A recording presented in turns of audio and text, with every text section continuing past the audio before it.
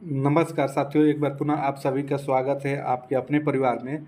अगर आप बिहार शिक्षक भर्ती की तैयारी करते हो तो आपके लिए हमारा चैनल काफ़ी महत्वपूर्ण साबित होगा, क्योंकि यहाँ पे हम आपको छोटी से छोटी जानकारी भी आपको समय से बताते हैं और कहाँ से आपके प्रश्न आएंगे, क्या क्या आपके का सिलेबस दिया हुआ है और क्या क्या पूछा जाएगा, ये सारा कुछ हमने बताया हुआ है। तो आज की वीडियो में हम इतिहास के बारे में जानेंगे कि इतिहास के आपके कहाँ से प्रश्न बनेंगे। तो उसी के कड़ी में ये हमारी इतिहास की पहली क्लास होगी, एकदम बेसिक से। अगर आप जब तक शुरू से पढ़े नहीं रहेंगे, केवल क्वेश्चन आंसर करेंगे, तो फिर आप कंसेप्ट नहीं जान पाएंगे और प्रश्नों को गलत कर देंगे। तो इसलिए आपको थोड़े से जानना भी काफ़ी महत्वपूर्ण हो जाता है। तो डिटेल में नहीं जानेंगे, जितना प्रश्न पूछेगा आपसे उतने के ही बारे में जानेंगे। तो इस वीडियो में आइए जानते हैं इतिहास के बारे में कि भारत का इतिहास कैसा रहा है।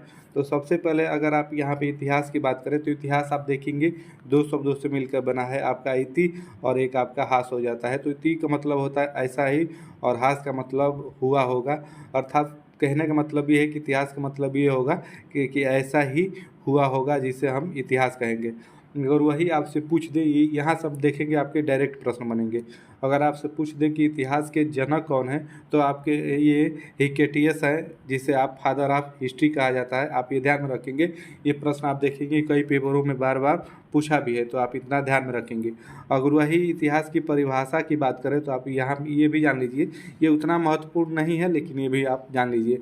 बीती हुई घटनाओं का क्रमिक अध्ययन, जिसका ज्ञान हमें स्रोतों से मिलता है, आप देखेंगे उसे ही हम इतिहास कहते हैं। और तो आइए और नीचे देख लेते हैं। तो इतिहास आप देखेंगे दो स्रोतों से हमें इसकी जानकारी हमें प्राप्त होती है। एक आपका पुरातात्विक स्रोत हो जाता है और दूसरा आपका साहित्यिक स्रोत हो जाता है।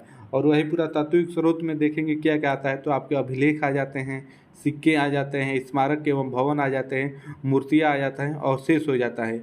इनके द्वारा जो भी हमें ऐतिहासिक जानकारी प्राप्त होती है उसे हम पुरातात्विक स्रोत कहते हैं, कि पुरातात्विक स्रोत के माध्यम से हमें ये जानकारी प्राप्त मिली है।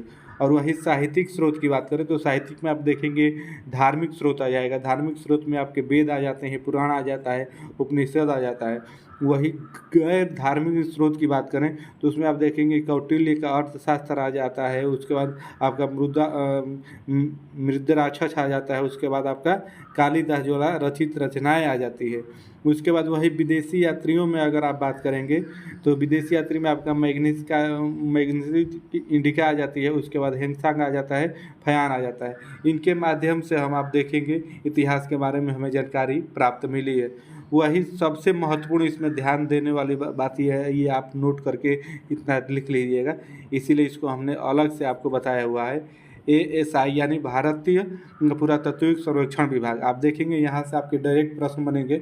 आपसे अगर पूछते कि भारतीय पुरातत्व सर्वेक्षण विभाग का मुख्यालय कहाँ है या इसका स्थापना कब हुआ, संस्थापक कौन थे, तो ये आपको पता होना चाहिए। तो सबसे पहले आप देखेंगे कि ये किसके अंतर्गत आता है, तो ये आपका संस्कृति जो मंत्रालय है उसके अंतर्गत आता है। इसकी स्थापना अगर बस आपसे पूछे तो आप देखेंगे 1861 में इसकी स्थापना हुई थी। आपको ये पता होना चाहिए, यहाँ से ये डायरेक्ट प्रश्न देखने को मिलेगा। अगर वही आपसे इसका संस्थापक पूछ दे तो आप देखेंगे अलेक्जेंडर कनिंघम है, ये आपको पता होना चाहिए। मुख्यालय की जहाँ तक बात है तो ये आपका दिल्ली है। अगर आपसे पूछ दे कि भारतीय पुरातत्व संरक्षण विभाग का मुख्यालय कहाँ है, तो ये आपको पता होना चाहिए कि आपका इसका मुख्यालय दिल्ली में है। तो ये रहा हमारा इतिहास का पहला क्लास, जिसमें आपको बेसिक जानकारी और कहाँ से प्रश्न बनेंगे उतने ही आपको बताए हैं, ज़्यादा आपको पढ़ने की ज़रूरत नहीं है। अगर आप इतना देख लेंगे, समझ लेंगे, तो इसमें से जहाँ से भी प्रश्न बनेंगे आप आसानी से कर लेंगे। और इसमें महत्वपूर्ण यही है, यहीं से आपके प्रश्न बनेंगे कि भारतीय पुरातत्व संरक्षण विभाग इस स्लाइड में इतना ही महत्वपूर्ण है। इससे अगली वीडियो में हम यूरोपियों का आगमन पढ़ेंगे, जिसमें हम आपको ये बताएंगे कि सबसे पहले भारत कौन आया। तो उस क्रम में आप देखेंगे पुर्तगाली आए, उसके बाद डच आए, अंग्रेज आए, डेनिश आए, उसके बाद फ्रांसीसी आए। तो इसको हम बारी बारी से पढ़ते हुए चलेंगे। आप थोड़ा सा जान लीजिए, महत्वपूर्ण इसमें यह है कि सन पूछ देगा और कौन पहले आया, कौन बाद में आया, किसने क्या किया, किसकी क्या नीति रही, यही से आपके प्रश्न बनेंगे। तो ये सारा आपके लिए महत्वपूर्ण हो जाएगा। तो कैसी लगी वीडियो आप कमेंट करके इतना ज़रूर बताइएगा। तो फिर मिलते हैं नेक्स्ट वीडियो में इसका अगला पार्ट लेके। तब तक के लिए आप सभी को जय हिंद।